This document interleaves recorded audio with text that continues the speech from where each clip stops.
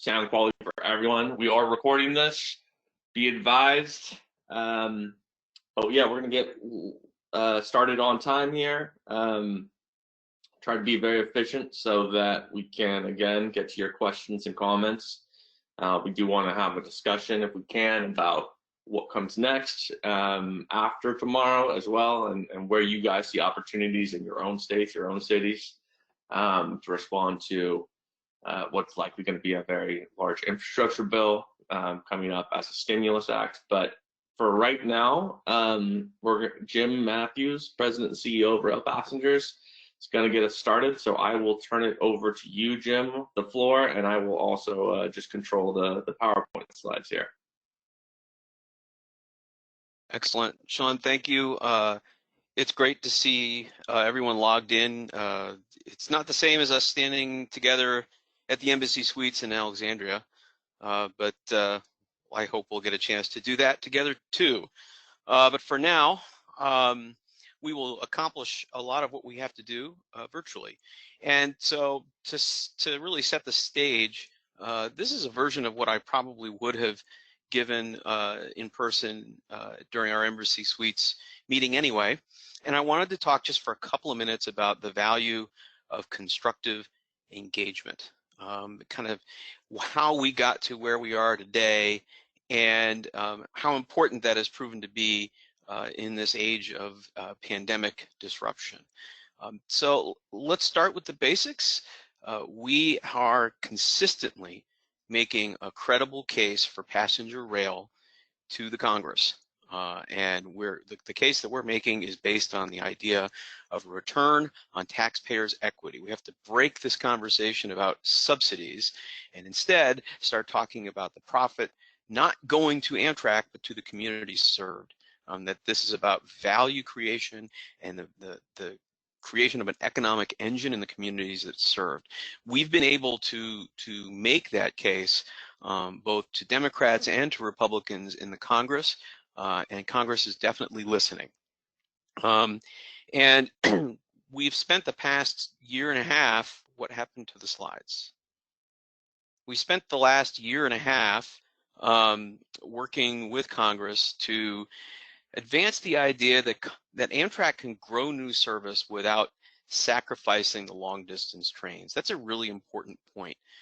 And we saw that driven home this past week, last week, when Congress stepped up to the plate and really did agree with us on a rescue package for Amtrak. Next slide, please. So again, we're going to talk about this over and over again today, value versus profit. This is an incredibly important idea for us to talk about when we talk about passenger rail. It's going to be important when we talk about the FAST Act. It was important when we talked about the rescue package. It's going to be important as we talk about another infrastructure bill. And our commitment to having that kind of conversation with members of Congress and the staffs and the professional staffs has really served us well in the last 18 months or so, 2 years. It has given us a regular seat at some very important tables. And we were able to take those seats this last week, and it's proven to be very, very valuable. Next slide, please. So let's go very quickly back 13 months ago. Next slide. So I hope folks remember this story. This was on February 20th, 2019. This was the Wall Street Journal, and it was a trial balloon. It was Amtrak talking about the need to throw some of the long distance routes overboard in order to pay for the very important expansion that was required in the shorter routes. We think that that's a legitimate place to grow. We think the Southeast, for example, does need a lot more service than it has. But we don't think that throwing the long distance trains overboard is the way to do it. That was February 20th, 2019. Next slide, please. I was interviewed for that story that Ted Mann put in the journal. I spent 3 hours with him, and we talked about this. And a lot of what I said got into the story, but that very same day, On February 20th, 2019, we reminded folks in our own materials that we felt that Amtrak was taking the wrong approach, that Congress was willing to support the growth of Amtrak and new services. There is appetite to do more, and we felt that that was the plan that Amtrak should submit. They don't need to choose, especially when the choice offered is a false one. And we, at that point, decided it was time to roll up our sleeves and work with Congress and the senators and the staffs. Next slide, please. And to create that alternative. And so that was when we started working on the blueprint proposals. We had drafts of some of those ideas circulating before we named it Blueprint. And then we pulled it all together into the blueprint. We had spent a lot of 2019 sharing these ideas with important members of Congress and their staffs. And then we also started getting input on that from the staff, from Amtrak itself, from all of you. We briefed a version of the blueprint in Sacramento last year, but this is a plan that involves a lot of important things, policy changes and investment, but it's all built around the assumption that Amtrak would be a truly national network and that no community that is served today would be forced to lose service in order for the system to grow. And so that was really the fundamental piece of the blueprint that we socialized to Congress and that we kept pushing internally with Amtrak, by the way. This was not done in a vacuum. We were very, very clear that we felt that there was another way to accomplish what it was they wanted to accomplish. And we were able to continue those conversations because we were not throwing grenades. We were part of the conversation through the whole time. Next slide, please. So let's go forward to today. Next slide. So this was the Legend Grant report request that Amtrak submitted for fiscal 21. They adopted our idea. They said that, yes, we will go for a corridor development program. We'll begin with $300 million additional dollars to develop those short corridors. We will fence that off in a separate account so that we don't have to rob the national network to pay for the very important development that has to take place. They put money in for the long distance network. They put money in for Fleet Plan to upgrade the equipment on the long distance network, which, as we know, it's a rolling museum out there, and it's time for this stuff to get upgraded. They also put some things below the line where they said that, look, we know we're asking for a lot, but if there is more money to be had, we would spend another $2 billion on Superliner and Amfleet 2 replacements, for example. So this was a very bold and ambitious request. And for those of us who've been doing this for a long time, I'm sure in some ways it feels like, well, that's not that bold. But in the current political environment and in with the pressures that Amtrak itself has felt over the past few years to just keep its head down and keep operating 305 trains a day and maybe hope that nobody notices and nobody comes after them, this was an act of political courage. It really was. Next slide, please. Not only did they adopt our sort of basic framework, they actually included a lot of our policy ideas that were in the blueprint. We had called for a long-distance intercity passenger rail working group to kind of broker some kind of peace agreement between the Class 1s and passenger rail on-time performance. We called for support for Durbin's Rail Passenger Fairness Act. We wanted to see a study on the effect of precision scheduled railroading's effect on fluidity and performance. There should be some process improvements so that we can get to the host railroads for new routes and new service. It shouldn't cost $2 billion to try to get from New Orleans to Jacksonville, for example. A lot of these ideas were in our blueprint, and Amtrak embraced a lot of those ideas in their Legend Grant request to the Congress. Next slide, please. So how are they able to do that?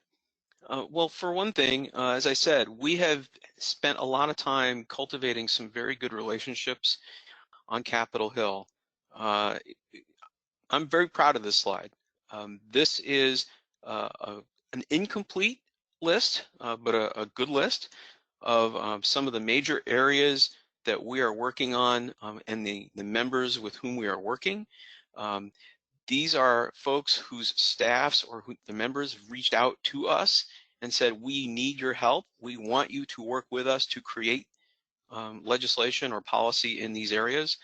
So this is more than us just going and waving the flag. These were offices that reached out to us and that saw us as a legitimate policy partner. And this is one of those times when all of you as advocates need to sort of take a bow and recognize that it's your patient, dare I say it, grown-up advocacy, calm, reasoned, factual, that has really helped to advance our credibility when we have these kinds of conversations. And you see it on this list.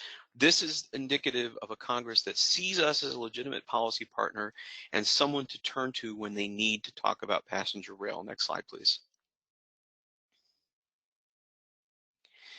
And they did. Last week, we saw that we had to work fast to get rail included as part of the conversation about rescuing travel. The airlines were #1 on the list. You saw President Trump talk about how the airlines were the priority. Without saying that the airlines should or should not get help, we really took the position that, hey, if you're going to do that, you've got to do it for Amtrak as well. And so not only were we able to work very closely with important folks in Congress to get this done, the money actually was more than what we had outlined in our own COVID-19 request to Congress.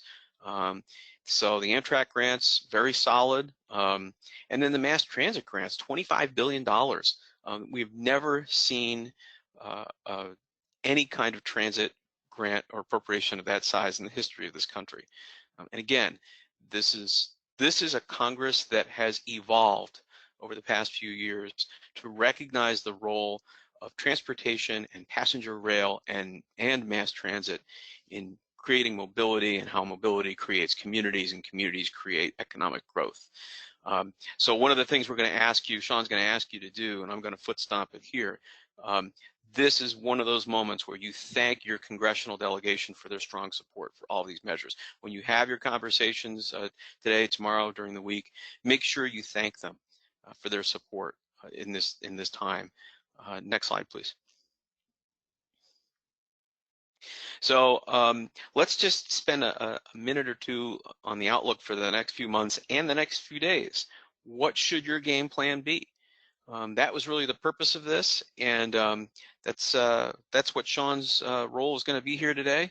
So I'm going to turn it back over to Sean. Thank you. Thank you, Jim.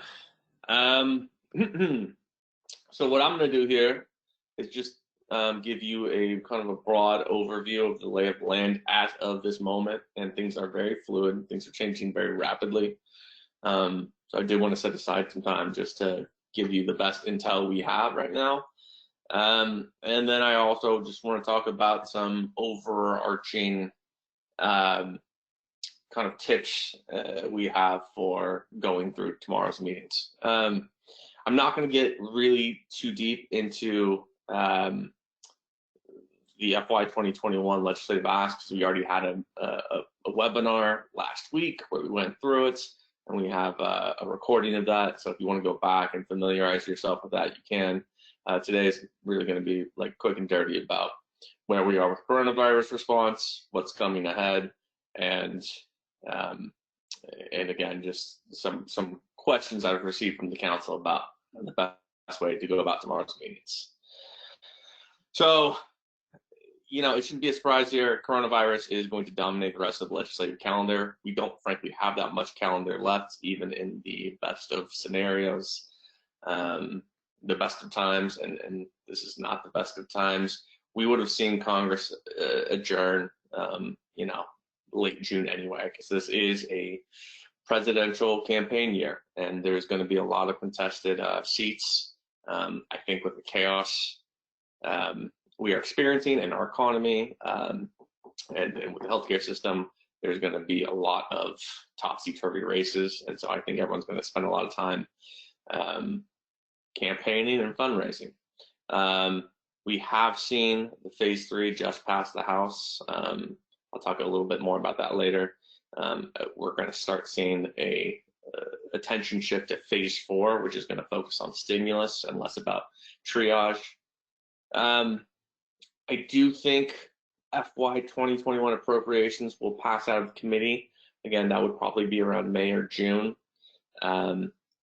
But I don't know that we'll see much action beyond that. So we'll be looking at a short-term CR. We will kind of focus on our levels during tomorrow's meetings, but that's just as a marker, because I think eventually we will get to that probably around October, November, but don't expect a lot of attention from the staffers tomorrow about those levels, because they have more pressing concerns in the near term, and everyone's very focused on the near term right now.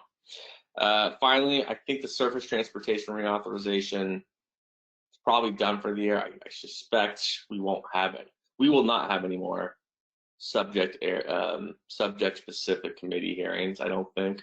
We saw Friday, when the House passed the CARES Act by unanimous consent.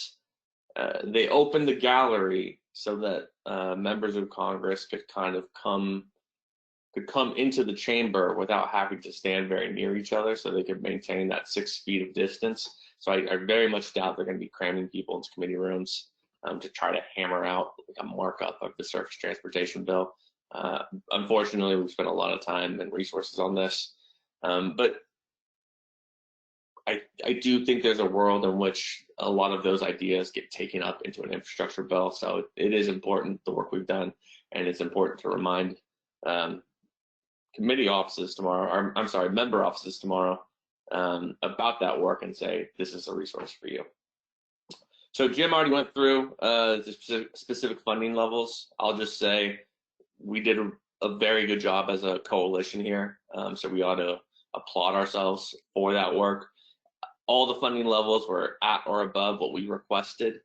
We saw a big influx into the mass transit through state of good repair. I think that tells us 2 things, which is that we were very organized and very efficient as a broad-based coalition, but also Congress is really interested in not just kind of stemming the bleeding from what we've seen in the sharp drop in ridership and revenue, but also putting people back to work through infrastructure projects, because those state of good repair, that's going to be a longer term issue.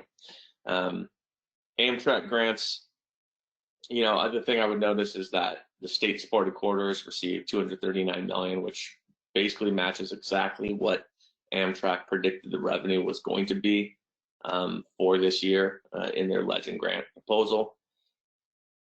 They also said states shall pay no more than 8% of what they paid in FY 2019 in Section 209 payments. I think that is kind of again, a recognition that states rely a lot on local income taxes and sales taxes to pay for these services, and they understand, the federal understanding is those revenue sources are going to crater. And so that's something we really need to keep our eye on in phase 4. Speaking of phase 4, I really want to use tomorrow, I'm hoping we use tomorrow to position ourselves as a resource for offices. I've heard questions from some of our general members saying, I'm not sure I want to bother my congressional office during this crisis moment. They have enough on their plate. The 2 responses I have to that is, the airline lobbyists, they get paid by the hour, and so they are absolutely going to take advantage of this moment, this crisis, to try to position their clients. If we're not there, the money is still going to go out the door, but it just won't go towards the kind of good projects we have lined up. The second thing is legislative staffers, legislative resources have kind of flatlined over the last few decades.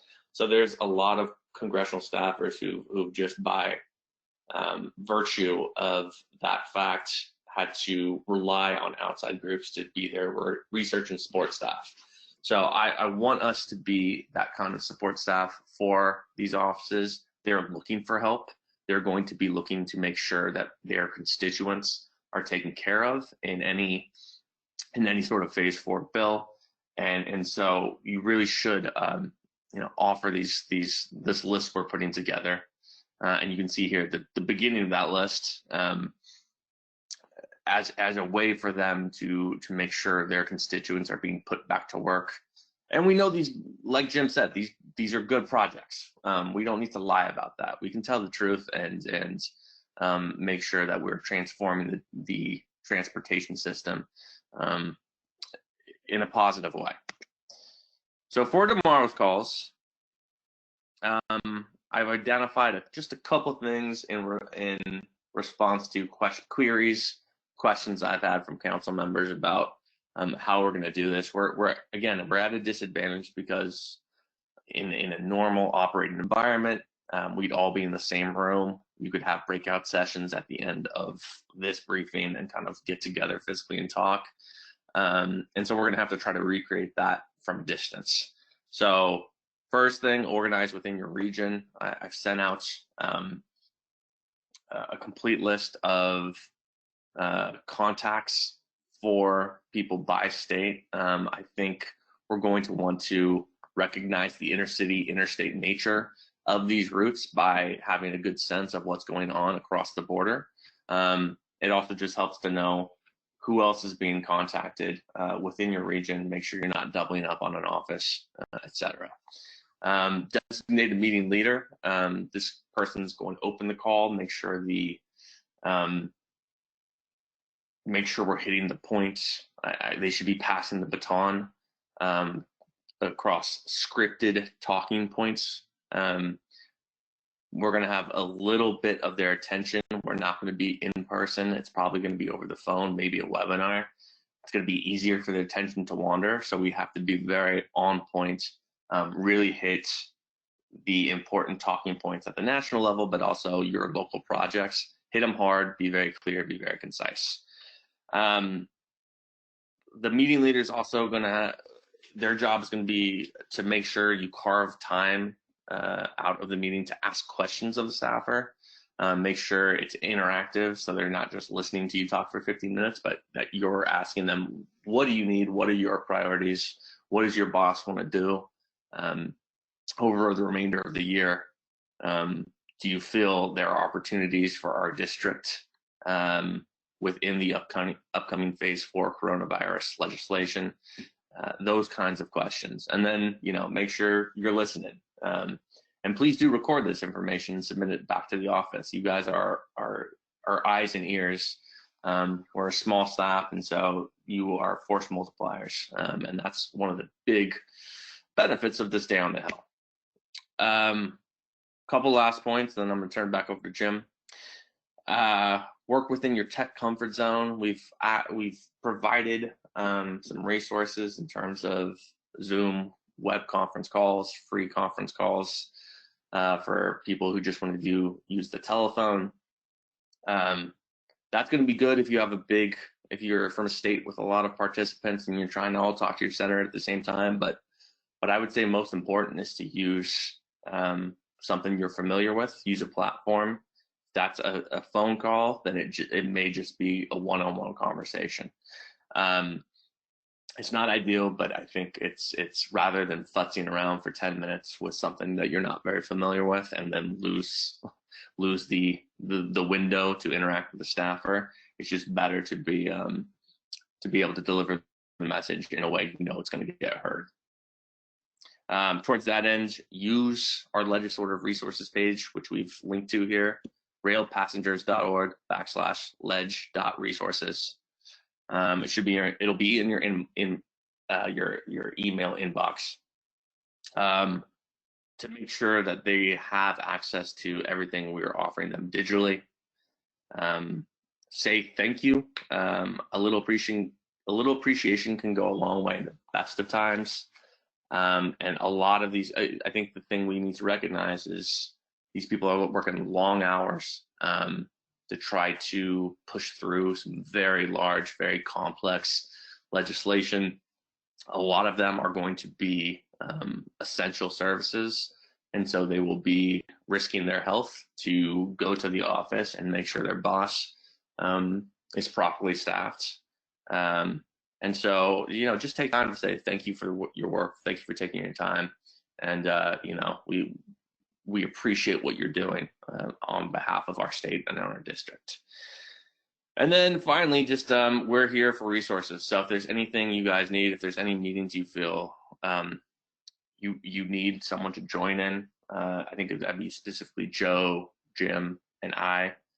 Reach out to us. We will help to the best of our ability. Obviously, there's only 3 of us. There's 113 of you. So that divides very thinly. However, please do reach out if there's anything we can do with you. I've been trying to field your requests as they come to me. So if I missed anything, I apologize. But again, we're a resource, and you guys are the reason we are here. So, Jim, I'm going to turn that back to you, and we can get into the regional FRA network planning sessions. And also, here's a quick point. If you have any questions, we're going to carve out time at the end. So just hold your questions for later, and we'll make sure we get to them. Thanks, Jim. Okay, thanks, Sean. So I did want to make sure this was going to be the only opportunity as a group we were going to have to share where we stand on the regional rail planning studies.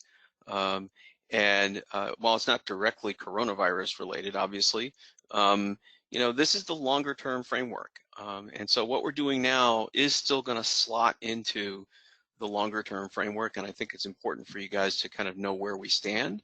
And I was also, just as a concept, I was sort of pleased that we went through the working groups despite the coronavirus outbreak. We did both working group sessions virtually. And they were legitimate working group sessions, and we all did our input, and it was really good. So where are we? So there's 2 studies right now that are underway: a Midwest rail planning study and a Southeast study. Our association has been a full study participant in both studies from the very beginning. Sean and I both have attended all the working group meetings. The idea behind these studies is they're looking at a phased build out of a 40+ year horizon, and it's to bring together the state rail plan owners for buy-in and then coordinate with stakeholders. So these studies are not they're not designed to focus on specific alignments. They're not designed to look at particular equipment. These are economic screening studies. What happens if I take this group of communities and this group of communities and I stick them together, and how do the economics of that look if I connect them 6 times a day, 8 times a day, and at what speed? That was kind of the point of this. It's a scoping exercise and a 40-year planning horizon. So it's really important to recognize when you see the results of these studies, don't focus on, well, they didn't do my route, or they didn't do the kind of equipment I think they should have. It has nothing to do with any of that. They did not look at specific routes. They did not look at specific station locations. They did not presume any particular type of equipment. And it does not incorporate or reject any existing Amtrak routes or plans or alignments. This is clean sheet. Amtrak routes could run alongside, could run parallel, could be replaced by. Amtrak could operate some of these services. So really, it's neutral on that score. Next slide.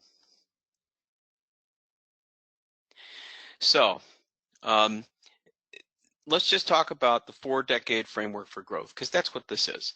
It's a 40-year framework for intercity passenger rail networks in the Midwest and the Southeast. These are linked to state rail plans, and they prioritize corridors and investment projects that create a governance structure and identify funding strategies for long-term rail service planning. And the initial assessment of the performance and financials of both networks that got put together by the working groups, which included us, was that even as we did in a second round, a dramatic reduction in forecast trips by 2050, and I'll talk a little bit more about that later, both the Midwest and the Southeast networks can produce positive operating ratios. In other words, they can more than cover their above the rail costs. So what we've learned in these studies so far in the past 3 years or so of work is that connectivity, the network effect, the sum being greater than the individual parts, that plus frequency really drives the financial success every configuration we study, and we studied a lot of them. So what happens next? We are going to contribute to yet another round of analysis to improve the operating ratios for the Midwest networks. The Southeast network is much further along. We have one more set of inputs to provide by April 10th, 11th, I think it is. And then we're going to try and finalize that network this spring and publish it by the summer or early fall. Next slide, please. So I want to talk about the early phase plans and maps. And again, I'm going to keep re-emphasizing the idea this is a 40-year framework with a phased rollout. This is not a specific network. This is not a specific service or routing. Next slide. So to remind everybody, we're looking at different levels of service coexisting within this network. The core express corridors are trains that will run over 125 miles an hour. The models that we used assume very frequent service with dedicated tracks, and they're electric. Okay, these are not diesel. This would be major metropolitan centers linked together. Think Acela in your mind. And we're shooting for a 99% on-time performance for those kinds of trains. Next are these regional corridors. Again, very frequent service. The tools found that you could optimize somewhere around 6 to 8 frequencies, and that seemed to be kind of a sweet spot in most of the network models.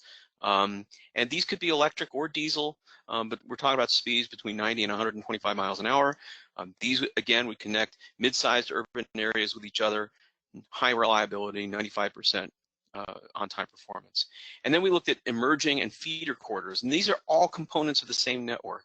This would be more like what we see today, up to 90 miles an hour, shared tracks, shared right-of-way, and this would connect mid-sized and smaller urban areas with each other and also feed into the larger network. And we're looking there at an 85% on-time performance rate. And then we have network independent corridors. So those are not necessarily part of the network studied, but we think that those still have a contribution to make to the overall network. And we did include those in the model. Next slide, please. So this is the base version of the Midwest network. This is kind of what we came up with on the Midwest. The purple shows you the core express. So remember, those are the 125 miles an hour or faster, linking St. Paul to Chicago via Madison and Milwaukee. But the regional core express can reach 125. Remember, to be between 90 and 125 miles an hour. And then the regionals are the red lines that you see there on the slide. But remember, in all cases, we're looking at multiple frequencies a day. This is, 6, 7, 8, 10 trains a day. We're not talking about once a day or 3 times a week or something like that. So that's kind of what the Midwest network looked like. Next slide. And then this one, I apologize, is a little harder to see. But this is the Southeast network. It's much further along.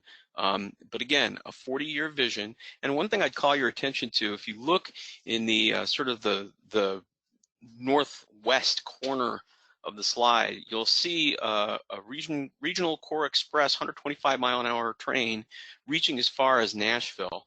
And then you'll see a gray line up to Chicago.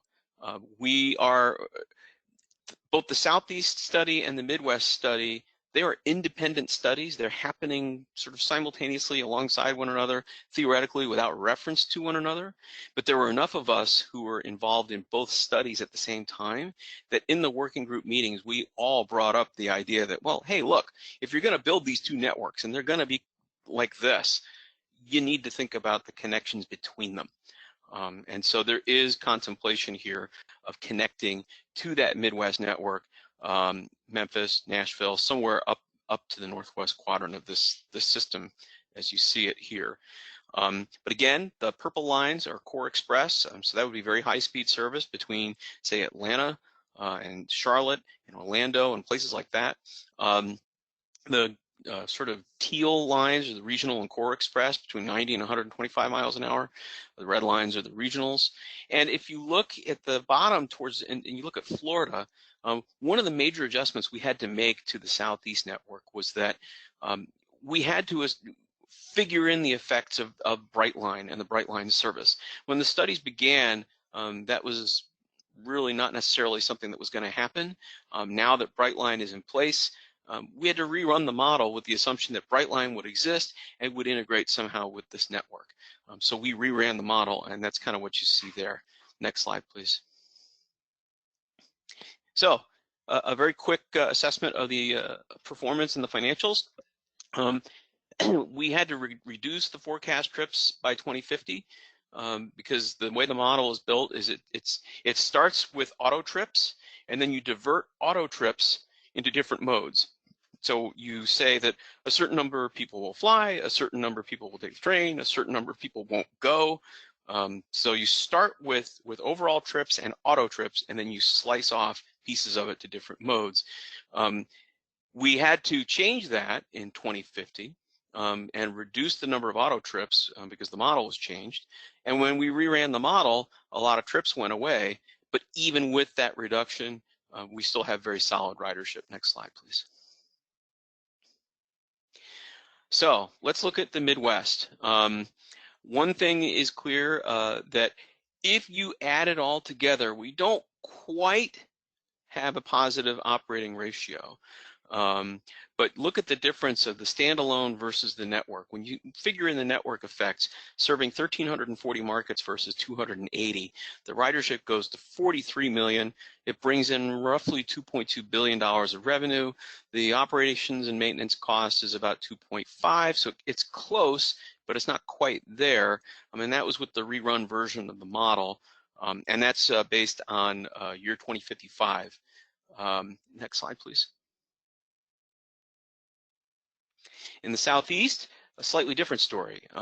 This network very easily makes money above the rail.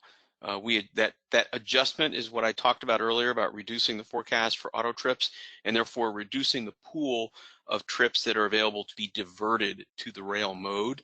But even there, you're looking at a recovery ratio adjusted of 1.71. So bringing in 3.4 billion in revenue and costing roughly 2 billion a year to run, and with strong ridership of 37.5 million. So we didn't lose a lot of ridership in the adjustment. The previous one was at 39.1 million and that went down to 37.5 million riders a year. So not a huge change. Next slide, please. If you take a look at the key performance indicators in the Southeast, the model suggests that even in the adjusted world, we would see revenue per passenger mile about 29 cents per mile, and roughly a 12-cent surplus per mile. Load factor about 0.45 roughly, and that's we had sort of pulled that down. We see that once you start to have high frequency service and in normal circumstances, load factors are much higher. The Northeast Corridor is a good indicator of that. If you look at the places that have high frequency service versus once a day or 3 times a week, the load factors go up because when there's trains to take, people will take them. We conservatively reduced the rail mode share to 9% versus 11%. But even so, it still produced a strong ridership number. Next slide, please. So what we've learned so far, next slide, please. Again, connectivity and frequencies, that's just the key to life. If you look at the Southeast network here in the rollout schedule, the magic number we want to get to here obviously is 1.0 because that's when you're covering your costs. If you look at the baseline network by 2035, doesn't quite get there.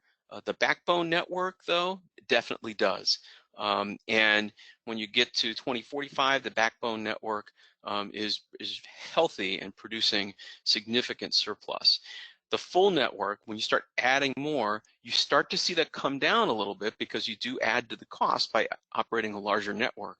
But even so, you still have a positive operating ratio. And then by 2055, when you have completed the rollout, you've completed the service build out, and everything's running, we've got it coming in at 1.71, fairly solid operating ratio. Next slide, please. Now, when I said that both the Midwest and the Southeast can produce positive operating ratios, this is what I was talking about.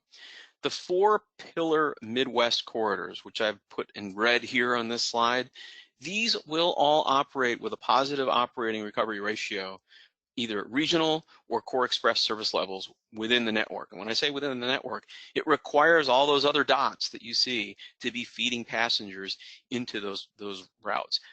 When you do that, the ridership reaches the level that you need to make a positive contribution. Those non-pillar corridors really help to improve the viability of the Midwest pillar corridors. So both the regional and the core express networks deliver pretty solid financial performance. Core Express, the higher speed, 125 plus, delivers more riders, but it does so at a higher capital cost. Next slide. So what happens next? We're going to do another round of analysis. Our task on the Midwest side is to try to get that operating ratio, get that last couple of percentage points up and get us up to at least 1.0 or beat it. That's going to be the primary task. On the Southeast, we're just trying to move forward. Next slide, please. So in the Midwest, more analysis, more configurations. We're going to run a bunch of configurations here. We're going to take the old network, the phase 1 network that we looked at before. We're going to run it with the new database and see what changes. We're going to look at new network options because we do want to try to get that operating recovery to be more than just the red ones that I showed you on the slide earlier. We want the whole network to have a positive operating ratio, and we think we can get there. We'll look at versions in which the network mimics the capital cost from the first phase of the study. We'll look at state support. We'll optimize it versus on net present value and some other analyses. So we're going to do a lot of sort of iteration on the next phase of the network to see if we can get that number up to where it needs to be. Next slide. In the Southeast, we're almost there. As I said, you can see the map on the left, the baseline, backbone, and then full network. Once you get past baseline, both the backbone and the full network produce positive operating ratios. So we're going to finalize that network. We're going to finish up the contributions by April 10th. We are going to help with the draft of the Southeast Study Report, and the hope is to get that thing finalized and distributed later this year. Next slide. So that's where we stand on the rail planning process. These are pretty exciting studies. They create a framework for governance, for funding, and for all the state DOTs to buy into a vetted vision, to something that all of the state rail officials have worked with us, alongside us. That buy-in is key. You're not coming in cold. You're coming in with a set of plans that's been worked with everybody else in the room transparently, and everyone has agreed on the output of the model. So when everyone's on the same page and says, yes, this is something that is viable, can produce a positive operating ratio, and create connectivity and economic benefit in our region, that's a framework that all the things we've talked about earlier today, the rescue plan, the Legend grant request, all these sort of near-term things can fit and flow into that framework. So I think it's important for this work to continue. I'm glad it's continuing even with the virus, and I think it gives us a good long-term plan to talk to as we continue to work with congressional offices to advance the cause of passenger rail. Thank you. Thank you, Jim. Yeah, so the reason why we sequenced this the way we did is because I think Jim's been saying it a lot. I've been saying it a lot of presentations. You might have heard it before, but we have been working under the operating assumption that the U.S. has been underinvesting in our infrastructure for decades and decades, and that couldn't last. That just couldn't last forever. The dam was going to break. Um, and so the regions, the states that had done the work, laid the groundwork to figure out their rail systems, what projects were going to get them there. We're going to be well positioned to take advantage of the flood of money when the dam eventually did break. And it feels like at this moment, spider webs are kind of creaking up the concrete. And so, I hope that we all get inspired by what we just saw to think regionally about what kind of projects need to be presented to our members of Congress. If they're not there yet, what kind of work needs to be done? Because this summer could be a very pivotal moment for a lot of rail projects, because I expect a lot of stimulus funding to kind of flow out. And so we're going to turn it over to questions and comments from the council. You normally would say questions, not comments, but even if you just have an idea for what comes next this summer, what you think should be the next step after tomorrow's Day on the Hill, or advice you have for tomorrow's Day on the Hill, we're happy to hear that. The way we're gonna try to run this is so everyone doesn't start talking all at once, is if you have a question, type it, and we will try to get to those first, and then once we run out of those questions, we will open up everyone's lines, with the understanding that this may cause some degree of chaos, but just for those people on the phone who aren't looking at their computer screen right now, we want to give them a chance to ask questions and make comments as well. So I'm going to ask Joe to funnel us any written questions. Jim and I can answer them. And then once we exhaust those, we will open up the floor. All right, so questions are starting to come in. First question from Art Pool. Does RPA know the status of every state's rail plan? How current does the rail plan need to be in order to be eligible for federal funding? And do some states have a multimodal plan instead of a rail plan? The answer is we did a survey. We did a survey probably originally 5 years ago. We updated it 2 years ago, and we will need to update it again. We have requested input from council members a number of times in the lead up to this meeting. A few of you responded to my requests, and thank you for those who did. If you haven't, it's not too late. There are state rail plans that even if it's 3-4 years old, you can still use those numbers with a certain degree of confidence. I think there are states with multimodal rail plans, and those are both good resources. So if you want to help us out at the staff, look at this table we have at the the railpassengers.org/COVID-19. You will see the table we are building out in real time. Right now it's Amtrak.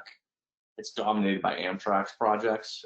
We want to find more state rail projects. We will start committing resources, staff resources, after we get by the next 48 hours to get through our Day on the Hill, to combing those state rail plans for up-to-date project information, so that we can again serve as a resource for these offices. But you could definitely help us out by sending us, project name, where it is in the environmental review process, what the project estimate is, and the duration of the project as an estimate. Those are all be extremely helpful and help us amplify our staff resources, which are limited. One thing I'll just add to that is obviously the more current a rail plan is, the more likely it is to get serious attention from FRA and from Congress and the others that need to pay attention to it. If it's gathering dust, and the last substantive analysis that was done was, say 2006 or so, that's not going to have the same credibility. There are requirements to update rail plans to be eligible for grants and to be eligible for funding under various programs. Not everyone has pursued those grants, and so therefore not everyone has kept up to date because they felt it wasn't important. But you know, as Sean and we've been talking about this for months in the office. There is going to be the dam is going to break, and there's going to be some infrastructure money, and the race is going to go to those who are prepared, and those that have an up-to-date rail plan and a governance structure to receive and execute those funds. You know, a rail authority, a transportation authority, some structure designed to execute those programs. They're going to be in the best position to get that funding. All right, next question from Tyler Kuzma. Saw that FRA has proposed a rule for OTP measurement. What is the next step or steps for that? So we were early participants in that. We were part of the group that helped to draft it. Next steps, it gets published, and it gets published for comment. Obviously, folks will want to have comments. We will get to see more of the specifics here soon, but it was a lot more than just a single number of 80%. Sean and I can go through that in probably more detail than anybody wants on this phone call or web conference. But we looked at financial metrics that we thought would be important, transparency metrics. All of those we contributed all of those to the FRA as this was getting drafted. But as it stands, I think putting that kind of a stake in the ground on the 80% benchmark is fair, and we would have liked to have seen it be a little higher. That was certainly our position when we had our conversations with FRA. But you know, right now, system-wide, we're looking at, like, I think it's 73%, Sean, 71%, something like that. So you know what? I'll take 80.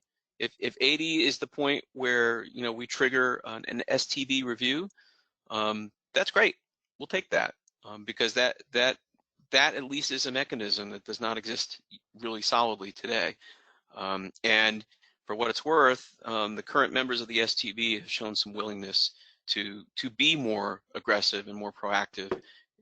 So those things together, I think, actually bode pretty well. Sean, did you have additional comments on that? No, I think we have 60 days and after the publishing, after it's published in the Federal Register, which may have happened in the last few days. I don't think so. And the only extra thing I would add is, you know, what rail passengers brought to the table that I don't think anyone else did was a request to the FRA to kind of professionalize some of the reporting mechanisms coming out of Amtrak, so that it wasn't just what Amtrak decided they wanted to report in terms of not just on-time performance, but also some of the other categories that you might see a airline operator have to do, and that this would increase the level of transparency within the relationship, between the relationships of Amtrak and its state clients, which I think is increased transparency for states board of services is something that a lot of our members are very keen on. Yep, and that was probably, it was at least a third of our written contribution, I would say, Sean. And then, you know, I'm thinking back to that meeting we had around that big table at Amtrak. I would say we probably spent close to half of the conversation on that topic in one form or another. Yeah. Yep. Next question, Joe. All right, next question. I'll take this one. Malcolm wants to know if there's a web page that has, like a one web page that has the links to all the handouts, resources we want to share with staffers. Yes, Sean and I last week, I believe, created a landing page. It's railpassengers.org/leg.resources. It's going to have everything there that we want to give to the staffers. It's going to have all the one-pagers, blueprints, everything you've heard Jim talk about today. It's all there. It's our one-stop shop, and we'll have that with the presentation when this all goes online later. Doug Kerr wants to know if the list of infrastructure projects is on the RPA website, Sean. Yes, right now it is COVID-19 resources page. Again, I did not receive much input from my original solicitation. So right now the projects that are up are 2 Massachusetts projects, thanks to Christine Barrington. The California High-Speed Rail project, obviously, and Long Bridge. And so I'm looking to, if you don't see your project on there and you want it to be, send me that information and I will get it up there post haste. Barry Green wants to know, Jim and Sean, are either one of you going to be able to jump in on any of the DC conference calls tomorrow as we've done in person? Yes, I will be. I can't speak for Jim's. Yep, I will. I'm ready. We need to just sort of apportion this. Yeah, I have not. I just received a text, I think. So again, there's 3 of us and a lot more meetings. But we can certainly try, and we will be available and first come first serve. So just hit me up and we'll try to get on them. All right. Next question. What do you see our role as council members in assisting the Midwest and Southeast work that Jim summarized? That's from Todd Basler. So, Sean, I'll let you jump in too. From my point of view, it's just make sure this sees the light of day. I mean, we've been working on this with FRA, as I said, since the beginning of both studies. We were part of the project team, and we spent many, many, many hours and a lot of travel working on these things. And it looked as if they were just going to get round filed there for a while. They kind of disappeared from view. And we were fairly close to trying to find a way to get them out in public anyway. So the fact that they have restarted the process to continue these studies, I think is really positive. And so just to make sure your members of Congress know that these studies exist by name, because those staffs can ask FRA to brief them just as I have briefed you. And once they begin to generate some congressional interest, then I think that will encourage FRA to keep the ball rolling. So just letting them know that it's there and it's available to be briefed that alone is pretty important. Sean, do you agree? Or I'll emphasize that by saying there aren't that many people on Capitol Hill who are well versed in passenger rail. It's just fairly, given the amount of money designated to it, it's a niche product currently. And even among the people who know the subject really well, very few people, this is not on their radar. Very few people are aware that these projects are under development on Capitol Hill. They were, I believe, originally supposed to be completed within, oh gosh, I want to say like by 2011. Yeah, it was ridiculous.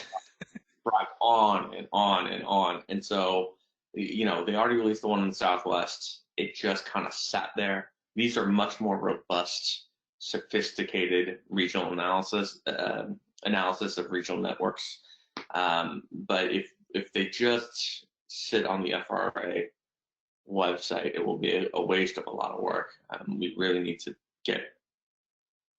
we're going to try to organize some marketing campaigns to let people know this could be the reality if our politicians decide to allocate the resources to it. So I think that will be coming at you once we know that there is a publication date coming. Steve Strauss has a statement confirming to listeners that the funds in the third federal bill were simply to cover for lost fare revenue and the extra cost of cleaning trains and protecting workers. So want everyone to know that. Dan Bilka came with a question. With the growing success of the regional rail studies, is there an appetite for continuation into a full national study? So I'll tell you, Dan, the operating philosophy at FRA right now is not to do that, and the reason why is that they felt that the way to actually make progress was to create something that states could get buy-in for. that this was something that states could feel like they played a role in creating. And so, you know, the Midwest guys felt like they had kind of a clutch. The Southeast guys felt like they had kind of a clutch. One of the values of having us involved in the studies is that we're not just Midwest guys or Southeast guys or Southwest guys. We do have the national view. And so to the extent that we're able to connect those plans, they will probably sort of form a kind of de facto national rail vision. So, you know, again, I look at that sort of connection, sort of Memphis, Nashville-ish, we're not sure entirely where, to connect to the Midwest network. That's the kind of coordination I think that we'll see that will become a kind of national plan. But doing this entire process on a national level, I think they don't want to do that because they don't think they'll get the state DOTs to really sign up for that. And to the extent that we can get all the state DOTs marching alongside us and getting it done, that'll probably give us a better opportunity to actually see some of these things get moved forward. Patrick Carnahan wants to know, great to see the work going on the Midwest and Southeast. Should we push/talk about this in the Pacific Northwest as well? They haven't slated a Pacific Northwest study yet. I know that there is a plan to do one, but at this point they want to chunk through the Midwest and Southeast. I think as soon as they start talking in a concrete way about doing a Pacific Northwest study, then I think that's the time. Certainly from the point of view of rail advocacy, having our Northwest contingent, you know, Art, Patrick, you guys, when you sit down with your congressional delegations, there's no harm in saying, hey, you know, there's these Midwest and Southeast studies, and you know, we should get our bite at that apple too. And then that way your delegations can go make the query to FRA and say, hey, come on, our turn. That's probably the best way to approach that. I would just add the three most active entities in that part of the world are Oregon, Washington, and British Columbia, and they are full steam ahead on the Cascadia corridor, which runs north to south. It connects something like 90% of their population. Because as an Oregonian, I can tell you, while it's very beautiful out in Eastern Oregon, there are a lot of people.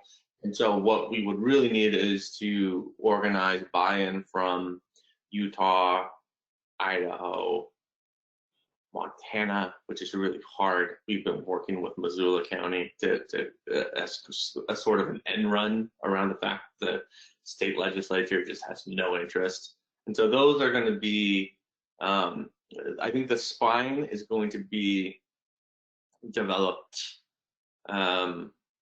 what Jim called like kind of that pillar is going to go ahead without federal support, and will actually be even binational in terms of Canadian involvement. But for us to get those east-west connections, that's going to be a little bit of a harder task, and it's going to require us going to Salt Lake City, Des Moines, and business leaders there, and saying, you could be part of this opportunity, but we need your help. All right, Steve Strauss again. Do any of the 3 or 4 non-financial bills related to rail matters, RIF reform, OTP, arbitration, have any chance of being considered in the remaining legislative time this year? I don't know. I don't know.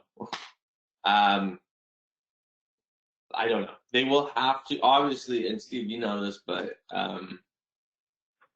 you know, they're going to have to pass a continuing resolution. I don't think that would be the vehicle for it. However, they will have to pass a short-term extension of current authorization law for surface transportation. October 1st, the federal government, if nothing happens, they lose the ability to collect a federal gas tax, which immediately blows holes in mass transit accounts, the mass transit account, and also the highway trust funds. So they will need to do something. That would be the vehicle. I do not know what the appetite is. I don't think anyone knows that we're going to message around that.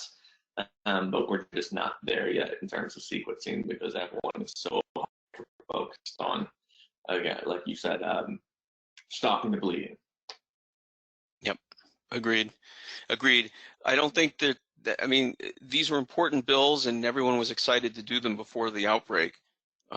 So I don't think that there's any loss of enthusiasm for any of those ideas. The trick is going to be the right vehicle and the timing in such a way that we don't, blow up additional tranches of aid, which may be required. We're already talking about a phase 4. There may be a phase 5, depending on how this all goes. And if that's the case, I think there's going to be not a lot of excitement about potentially slowing bills down with a lot of policy riders.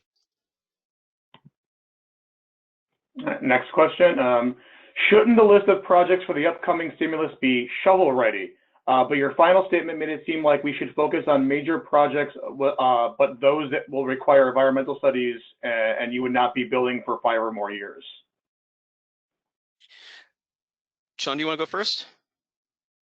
Yes, I'm trying to prioritize shovel-ready projects, which is it's a term, it's a marketing term as much as anything. The only reason highways get prioritized is they're less complex. A lot of them can be done as pay-per-paloozas, which is the term of our EMDC, and it's less than ideal. But if you don't have, I mean, I would like to create a separate table of longer term projects. I do think this is probably going to be the long tail of this recession is going to drag on. But if your state only has, you kind of got to work with what you can work with. And if your state, we're going to prioritize something that has gone through the environmental review process. But if you have, if your state's going to require a study to be done, then that's what we'll do. At this point, I think we're going to need to get regional buy-in for this to be we're going to need to get balanced buy-in from across the region for this to be a successful federal program. I don't think if it all goes to the Northeast Corridor in California, I don't think it's going to be very successful. So we got to try to find ways to balance that. Right. Just to add to that, 2 things. There, as I said, there's already one round of stimulus. There's another one already cooking. There may be another one on top of that. So we're going to get a couple of bites at this apple. And then on top of that, there's going to be a longer term infrastructure bill. I'm absolutely convinced of it because, we're looking at, not to be alarmist, but we may be looking at the next Great Depression. So you may be looking at something on the scale of the Works Progress Administration. You never know. So, short-term stimulus, yes, shovel-ready projects, things you can throw money at quickly that get started and get moving. But as these things continue and we see more and more legislation come out, there's going to be room for some longer-term work, for sure. And that's where these kinds of projects may play a role. Also, to Sean's point, I just kind of want to underline that, if I can.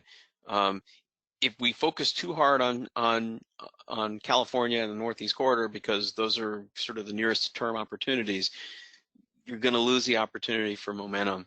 You're not going to get as much support. So as part of the process that we went through as part of the National Advisory Committee on Travel and Tourism Infrastructure, we identified a list of projects all across the country that were travel related. And the DOT has that list because we did turn in our draft of the NACD report. So, there is a little bit of something to work with there. But I think that that list is going to grow and the characteristics of it are going to change depending on the additional pieces of legislation that we may see come around the bend. Next question. Does Does the RPA have the ability to work directly with the FRA in recommending changes or alterations to the FRA proposed long-term regional plans in the different regions? So I'm going to answer that two different ways. First way is yes, because we're actually part of the group. So those plans already reflect our input and will continue to reflect our input as we iterate through them. The other way I'm going to answer that is that these are not necessarily FRA's plans. These are the study group's plans, and they include the state DOTs. So what you see on those networks is the result of a lot of trade-offs, a lot of sort of economic trade-offs. If you could have seen the way some of these working group sessions were, you literally sit there with the tool and start connecting different cities and say, okay, how many people does that do? If I run it with 6 frequencies, what does that do to the dollars, up, down? You literally just iterate your way through. And so a lot of this is a trade-off. What was presented was the consensus of the state DOTs, the FRA people, the rail planners, and people like us who were in the study group. All of us lost a little something, all of us got a little something, and all of us will continue to participate in it. Are there things that we will continue to push for in phase 2? You betcha. Particularly on the Midwest side, I think that there's still a lot of room to make that network better. But it's a pretty good network as it is. But yeah, there's definitely room, and because we are part of that study group, we are part of that process of including input into the study. I think I'll just add that the host railroads are also part of it, and yes, they are. They do have a bit of a, I wouldn't say veto power, but maybe that's as close as I can get to describing it. So it's important that we understand that, especially for the emerging and these will be on host railroads. Core Express, obviously, you got those your own right away. But they play an important part, and they are an important choke point. And just to emphasize something that Sean said there, and I don't want to go too far down a rabbit hole, but typically the way those conversations would play out in the study group, in the working group meetings, you'd start saying, hey, wouldn't it be cool to connect Kalamazoo with so-and-so? And a class 1 person would pipe in with, some kind of objection. And so sometimes it's working with the class 1s, and sometimes it's taking that chunk of the study and saying, okay, we're going to build new right away. And I'm going to build new right away. Now my capital cost goes up. And that's okay. We'll build that into the model and see if we can make it work financially. But that's kind of where you wind up. Again, I have to emphasize something we said at the very beginning of that brief. This is not looking at any specific alignment or specific right-of-way or specific existing railroads. Or this is clean sheet. If I take this city and this city and this city and this city and stick them together, does that make a railroad viable? And that was sort of the overarching thrust of the study. Another question to Jim and Sean. With the CARES Act 239 million grant to state-supported services, why did they add the caveat, no state shall have to pay Amtrak more than 80% of its FY19 PREA Section 209 payment this year? How will this impact what states were already scheduled to pay in FY 2019? We're still figuring that out. I've got a call out to ASHTO past Friday. I believe the intent was to prevent Amtrak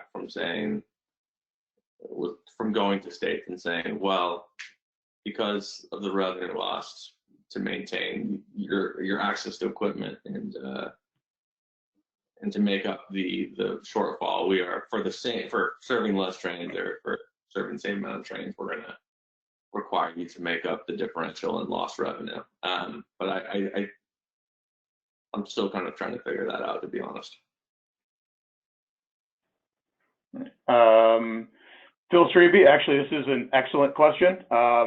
We hit this every Monday for Day on the Hill. So Sean, this is right in the wheelhouse. Time will be short for our meetings. Do you have 1 or 2 or 3 bullet points that should be voiced above all others? We have that on the landing page, do we Yeah, not? Joe, you want to take that?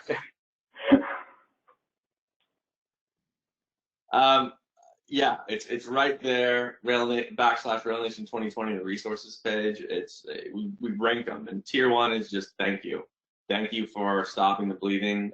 These are important services for my community. I use them to get to work. I use them to travel, to see family for essential services like hospital visits, and they would not come back if we had not acted and if you had not acted, sir. So thank you for doing that. We also believe rail passenger projects have an important role in, and this is the second point, a longer term economic stimulus. They put American back to work. They get Americans moving. Rail manufacturers and the thousands of smaller businesses that are part of that supply chain, clustered around a Siemens or an Alstom, they're good paying family wage jobs, and Congress should consider supporting them. Last 2 points are make sure they have our FY 2021 request levels along with the policy riders. Give that to them. Say if you have any questions, me or the staff at Rail Passengers Association will help you. And we stand ready to work with you on surface transportation. So kind of those 4 bullet points, which we've outlined on that landing page, those are the kind of ones we want you to kind of hit hard at the beginning and then sit back and ask questions. Yep, if you go to the landing page, guys, you'll actually see the way we physically laid it out is at the very top of the page. We have those tier 1, 2, 3, kind of the quick hits. And then beneath that, there's more detail on each of those. So if you did nothing else but have that top part of the screen and go through those points, if that's your quick and dirty, even that would be helpful. Quick. This is going to be, we have, all those procedures that look at the environmental benefits, the environment benefits for rural America, the economic benefits. I think the economy jobs are going to be our best selling points this year, because I think everyone's a little freaked out, and talking about how many people are employed in the transportation sector, 13.3 million, the kind of jobs that would come with putting money in construction, manufacturing, to buying equipment, to upgrade, Baltimore and Potomac Tunnel project. Those are the kinds of things that are going to get people's attention, in my estimation. And I will just add, I'll toot my own horn here.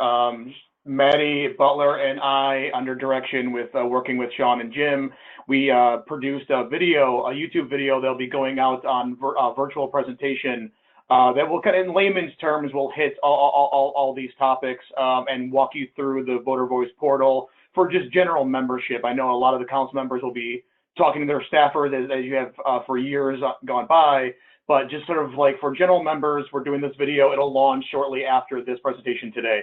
And then it'll be going out through email, but it'll talks about a lot of the things that Sean just mentioned about the top points that we're trying to hit on our 3-tier system. So I don't know where their noise is coming from. Someone fell through the gap somehow. I can't find where the mute is, but if everyone can just make sure they're muted. Also, actually, so there are no more questions in the chat, actually, if anybody wants to add anything, or we can kind of open it at the end here.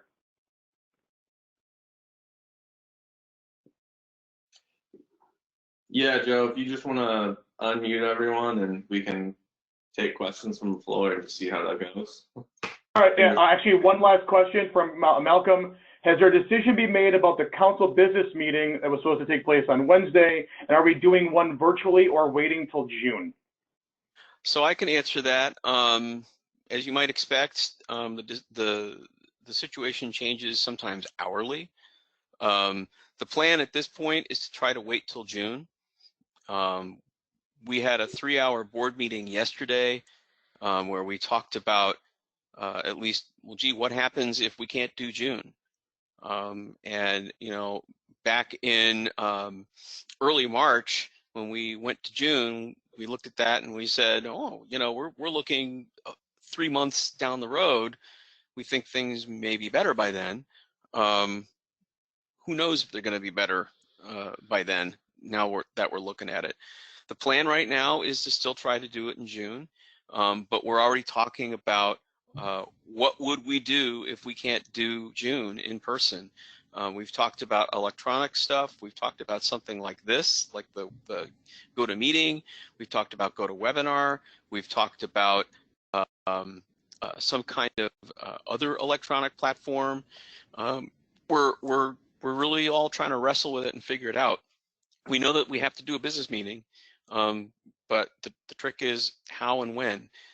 So far, we're going to stick to June, but as they say, watch this space, because there's no way I'm going to consent to a June meeting if folks are still being infected. And we may be barred from it anyway. I mean, Virginia, we made the decision to postpone our meeting before Virginia enacted its ban on meetings. We were 2 weeks early with that, but who knows? If there continues to be a ban on meetings, they may force our hand. And even if we feel like, well, gee, the fire is burnt out, if there's still a ban on meetings, we may be able to, we may not be able to meet anyway. All right, so that was the last comment in the chat. So I'm going to go ahead and unmute everybody. If you're not talking, please keep yourselves muted. But we're gonna open it up.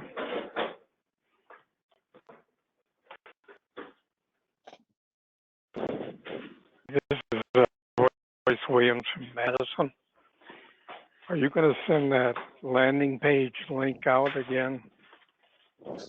Yes, we will make sure to send an email this evening, this afternoon rather, and just give everyone three resource pages we've created.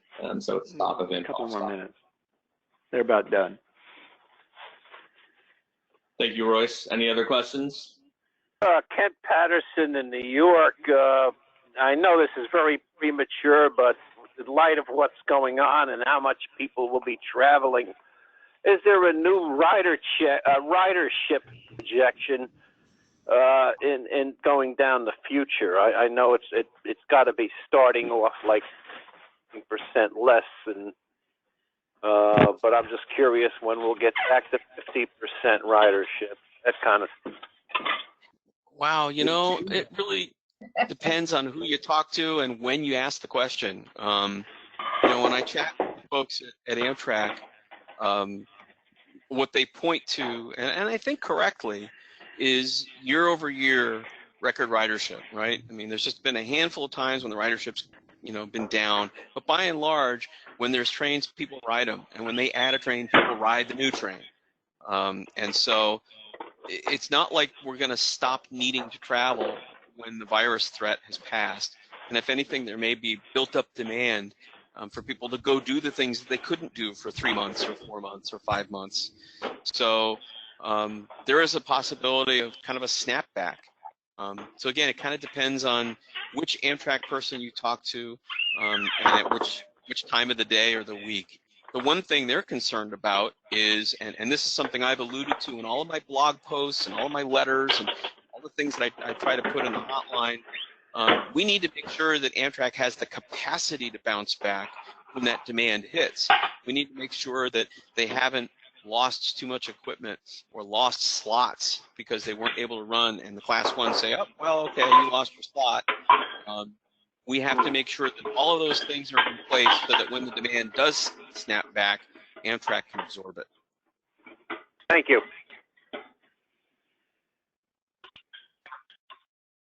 Hey, Sean, here. this is Steve Strauss in New York. Could you confirm for everyone? I mean, the money that was passed in the third federal bill is really just to cover for lost revenue and lost passenger revenue and the extra cost of cleaning trains and other safety precautions for employees. So there's no like sort of new special money for Amtrak and the transit agencies in this. It's really designed. It's a stop the bleeding bill. I mean, that's the word we keep using. Sean, you may want to add more color to that, but yeah, this is this is why there's going to be a phase 4 and a phase 5. I think this was strictly about plugging the holes. Yeah, Thank you. I will. I think I'm gonna want to track down that 7-ish billion for state of good repair. But I think for the most part, you're spot on, and it's specifically for Amtrak. This is not going to be a windfall. This is going to make up for lost revenue, and there's going to be a significant amount of startup costs associated with all of these transit agencies in terms of just. I believe the transit agency funding was by the funding category. So where it says state of good repair, that's a program that's focused on large, older urban rail systems. So they're getting money using that distribution formula, as opposed to something else that might spread the money around in a slightly different pattern. Right. Okay. Thank you for that. That saves me some time doing a little bit. Question from Tom Martinelli. What impact has Amtrak staffing had as a result of coronavirus, and what does the $1 billion do in terms of future staffing? So Sean, I can say a little bit. Sean, you may want to jump in behind me. The plan, or at least the pledge, had been not to get rid of folks. The executive and management teams took 25% pay cuts to kind of hold things over. As always, it's one thing to pass a bill, it's another for the funds to actually get released. We've seen that happen in the past. But the presumption had been, that at least the plan had been, that they were trying not to force people out the door. They had asked for the voluntary layoffs, people who would say, hey, I'll back off for a while. I would think that with the rescue bill in place and with further stimulus coming, that maybe that takes the pressure off. The real problem they've got with staffing is they've got people getting sick. If you look at the Zephyr, for example, they're going to have to start turning trains in Denver because someone with coronavirus contaminated a train set. And now the crew is in a 14-day isolation. And so, you look at the Chicago crew base, they're just about down to fumes. They haven't got people. So, it's not a question of laying people off. It's a question of, having the humans that you need to do the job. And that's the different issue. There was also a provision, and I believe it made it through because it was in the as late as the Senate bill. Although I would double check and correct myself if I'm wrong. Requiring that Amtrak, and this was fought for by labor, that Amtrak not, they could not take the federal funds unless they agreed to bring back existing workers, and this was an attempt by labor to ensure that Amtrak would not use this as an opportunity to shift to outsourced and to outsourcing done with like the call center in Riverside and now Philadelphia. Yep, I remember. I think that did make it. I think that did find its way all the way through. That was what my recollection was as well. Jim, could you say a few words about the 2 route studies that we paid for and the future implications? I think it's important information that membership knows that passenger rail actually does pay for itself eventually through other means than the fare box.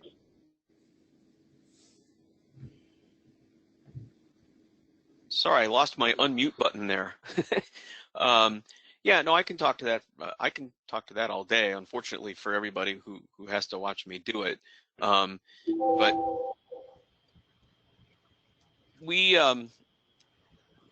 built a model. We spent money to build an economic model that permits us to do these studies.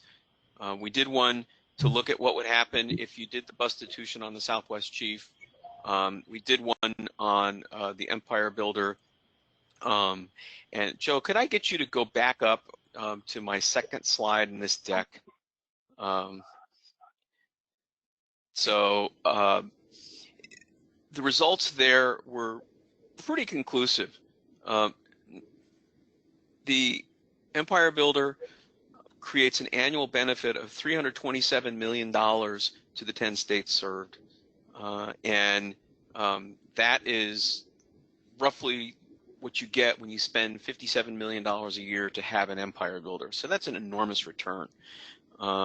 We looked at, I know some people don't like the term baby builder, but that's kind of what's stuck. An additional frequency between Chicago and Minneapolis, St. Paul. That would produce about $47 million in annual benefit, and that's the output you get when you put something on the order of $6 or $7 million in. The Southwest Chief, when they were looking at the bustitution, just Kansas, Colorado, and New Mexico, so not the whole route, just those 3 states that would have been affected by the bustitution, $180 million of annual benefit would have been cast aside had that bustitution plan gone through. The original model, before we modified it, was created by the University of Southern Mississippi, the Trent Lott Center, and they did the study looking at Gulf Coast restoration. And Mississippi, Louisiana, and Alabama would together get $171 million every year for the roughly $7 million operating that you would spend to have that service, to restore some service between New Orleans and Mobile. That model was the basis for the model that we paid to create. We worked with the University of Southern Mississippi to modify that model for our needs and to make it so that it was repeatable, so that we could use it around the country. So these studies are a lot of what we have been able to show important decision makers that, hey, this is not about subsidies. This is about investment. This is about investing in something that produces a return. And if you look at the taxpayers in these communities who've been supporting Amtrak since day one through their tax dollars, cutting that service is almost criminal, because what you're looking at now is that $327 million annual benefit. That is in effect return on equity. That is the return on the taxpayer's equity for having paid to support Amtrak over the years. And so that $57 million of tax money that goes in to create and support the builder produces a return for those residents. So to Phil's point, this is something we keep saying over and over and over again. Can you just go one more slide forward, please, Joe? It's all about the value versus the profit. The people who are anti-rail always talk about, well, this route doesn't make a profit, or Amtrak doesn't make a profit. And the underlying theme of Ted Mann's story in the Wall Street Journal was about throwing away unprofitable routes, and maybe Amtrak could finally make a profit. Well, that's like saying the U.S. Air Force needs to make a profit, or the National Weather Service needs to make a profit. It's ridiculous. That's not what it's there to do. It's there to produce value for the citizens in this country. And so the fact that we can produce these studies that show in a concrete way what that value is, and not just say it in a kind of theoretical, soft, aspirational way, I think it really has added some teeth to our arguments over the past year and a half. But basically, the profit goes to the communities and to the nation itself. It doesn't go to Amtrak, but that profit still gets produced and it gets returned to the communities that have invested in the service. Phil, does that cover it? Yeah, that was actually one of the bullet points I was hoping you'd comment on when I asked the previous question. It's very important that we have the money, but we also need to show the value received for the money that we're asking for. Agreed. This is not just money that you throw out as charity because people are going to lose jobs and we feel bad. These are investments that produce real economic return. And when we're looking at an economic crisis facing the country, Sean mentioned this a few minutes ago. We think that not only in terms of this quick rescue bill, but in the longer term, rail plays a very important role in getting the economy back on its feet and in supporting local communities. This is one of the ways it does that.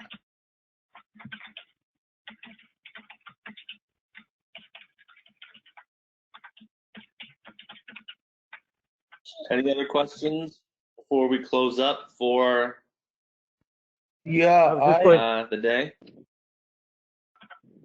I was going to add a comment that in the Army we said transportation drives logistics. Here at the Rail Passenger Association, I could say that rail passenger service helps to drive the economy. That's exactly right, Phil. That's exactly right, Phil. I think Mr. Fisher had a question. Yeah, well, I put something up on the chat room column. Just wanted to recommend that those of you in states that have large Amish populations, for example, or other examples of minority groups or people that aren't normally in the mainstream of political remembrance, that is, maybe they are for other reasons, but not for transportation. But the Amish can be a very strong ally. One of our members did actually go to a meeting, not even nearby to a city served by Amtrak, way up in northern Wisconsin. But he gathered about 100 Amish, and they became interested. And I know that they did send some letters to their congresspeople, something which they normally aren't known to do. But when you present them with a clear case with rail passenger travel, they become very interested. That's a really, really important point, and I'm glad you brought that up. Last year we had, and again, this is anybody who knows the Amish community knows how extraordinary it is for them to get involved in politics like this. We presented over 1,000 letters from the Amish to Amtrak management about potential changes to long-distance trains that the Amish ride. And they were astonished. They had they knew that they had Amish riders, but the fact that I was able to show them a stack of 1,000 letters from Amish saying, don't screw up the long distance trains, don't take out the leg rests. I mean, they were very specific. There were things that they needed. The Amtrak they were really floored. And to be let's give credit where it's due. They were very eager to follow up with them. We had our sort of conduit to the Amish community had been a travel agent who specialized in aggregating Amish travel, because of course they're not on the web, they're not going to be using booking engines, they're not going to be even using credit cards, so they don't have that mechanism, and that had been our conduit.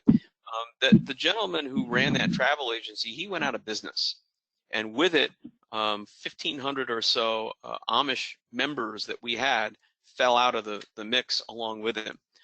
So we've been gradually kind of bringing those folks back in, but it's very difficult because, again, they're not online, they're not using email, they're not even using credit cards, but we are trying to involve them in the process to the degree that we can. And when we find an interlocutor, if we will, we found one gentleman in New York who served as kind of an interlocutor, we are able to get that out there. It's interesting. One of the things that's come out of the coronavirus problem is, and I wrote about this in the hotline last week, Amtrak's going contactless because they don't want people handing over money, because money is essentially little pieces of fabric that goes from hand to hand to hand to hand to hand, and it's a vector for disease. And so they've gone contactless. Well, that's great, except that you have a large number of folks who ride Amtrak that pay in cash. They don't have credit cards. They don't have bank accounts. Some of them are very poor. They're what's called the unbanked. And you do have the Amish, who, for other reasons, don't generally use cards. So long term, Amtrak's got to figure that out. And there are some answers out there that we think might help them. But that's a tough one. That's a real tough one. And to the extent that we can reach that community, and to the extent that they reach us, we always carry that message. And as I said, I actually enjoyed that meeting where I was able to sit down with the senior Amtrak management and just plop this thing on the table and say, guess who this is? These are the Amish, the ones who aren't politically active. And their eyes just kind of got real big. So that was kind of an interesting meeting. So your point's very well taken, Mr. Fisher. Thank you. Okay, going once, going twice. All right, thank you, everyone. That was really excellent. Yeah,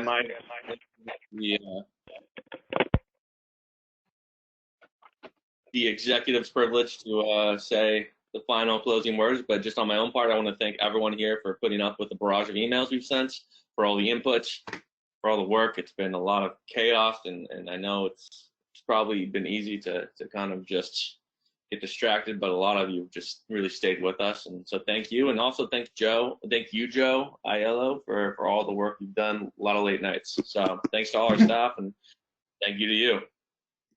Yeah, I just want to close by saying thanks to everybody. I see folks are starting to drop off now.